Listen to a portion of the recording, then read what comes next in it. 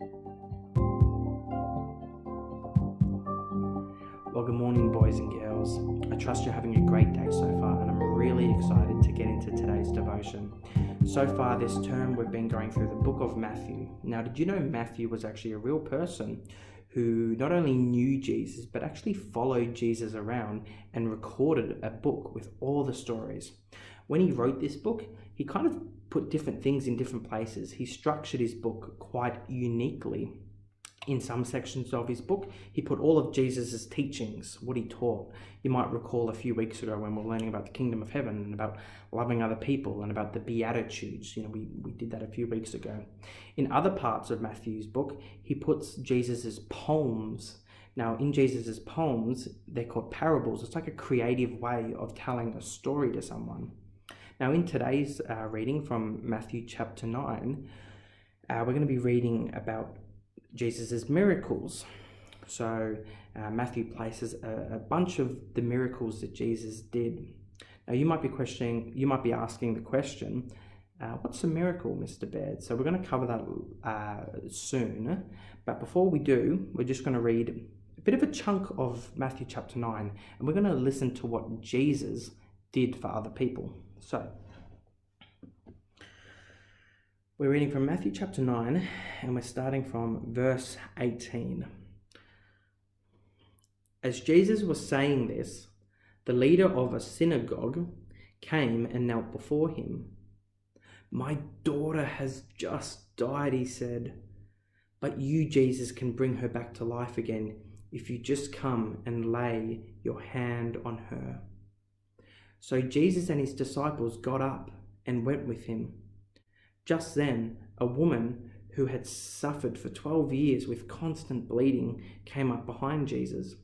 She touched the fringe of his robe, for she thought, "If I can just touch his robe, I will be healed." Jesus turned around, and when he saw her, he said, "Daughter, be encouraged. Your faith has made you well." And the woman was healed at that moment. But when Jesus arrived at the official's home, he saw the noisy crowd and heard funeral music. "Get out," he told them. "The girl isn't dead.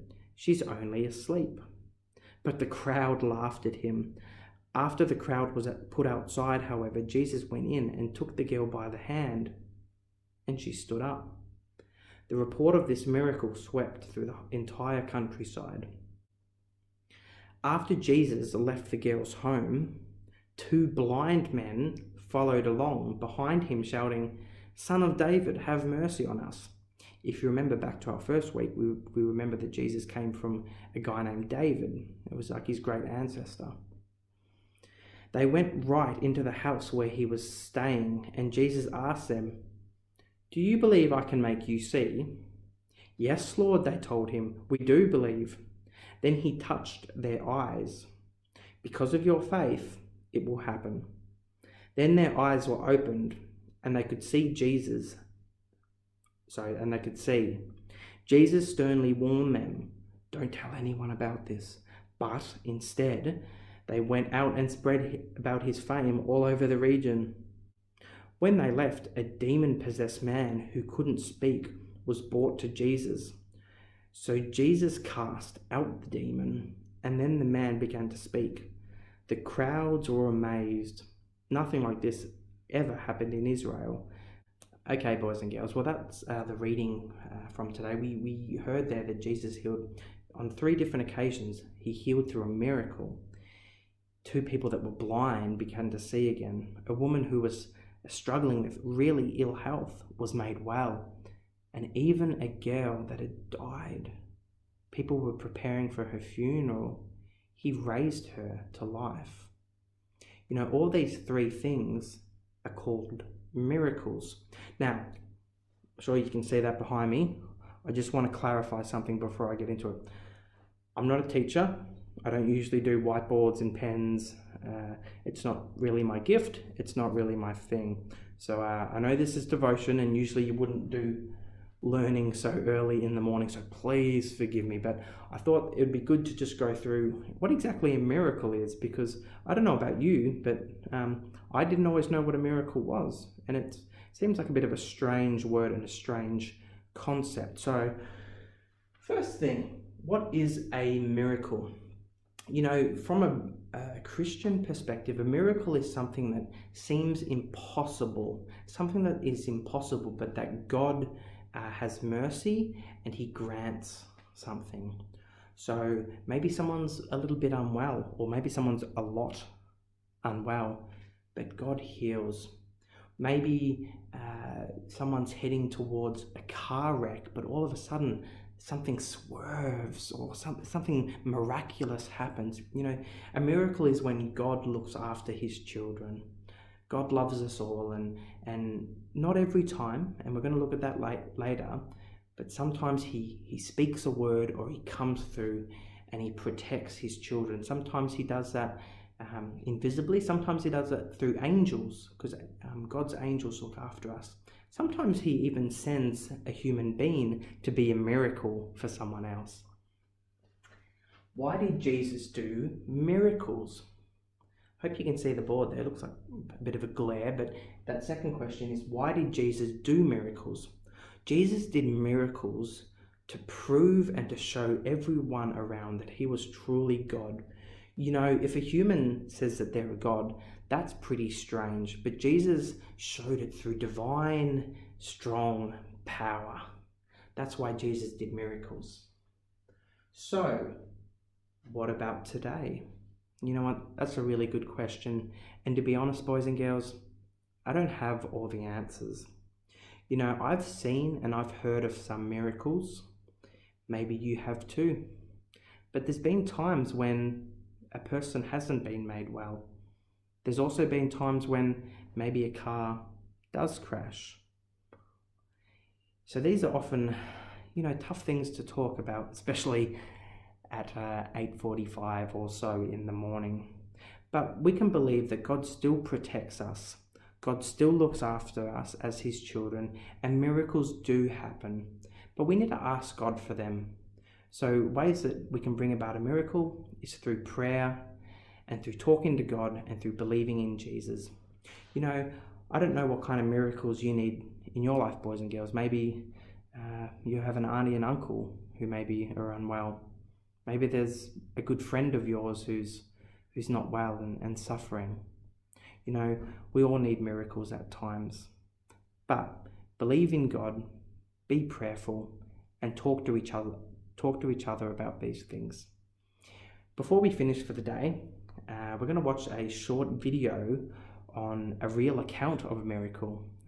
So let's take some time and watch this short video. I got a glimpse of the front grille of a car. It looked like it was coming the wrong direction.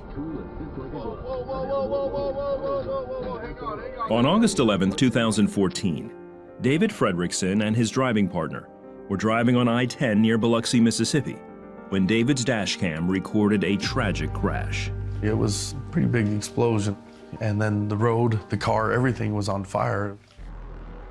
As flames engulfed the car, David grabbed the fire extinguisher in his truck and ran toward the scene of the accident, afraid of what he might find.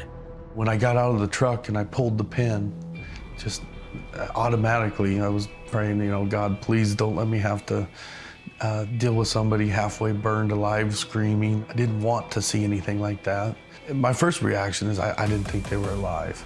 As David fought the fire, something caught his eye. I seen this little head pop up in the back window, and immediately I was like, wow, they're alive. Trapped in the car was a woman and her 2-year-old granddaughter. The lady was laying in the front seat, and she was trying to kick the door open. David tried to help pull the door open. Time was running out.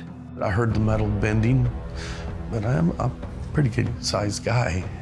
And if you watch the video, you kind of see me jerking on it to get it open, but it wouldn't open. Once more, he prayed. At that point, what could I do? I didn't know. I had never been in a situation like that. As other motorists came to help, the door finally broke free. And then in the back seat, that little head, I seen it pop up again. And I just, out of the corner of my eye, I seen some other people showing up. So I got into the back seat. I grabbed the little girl. I reached in, she grabbed me around the neck.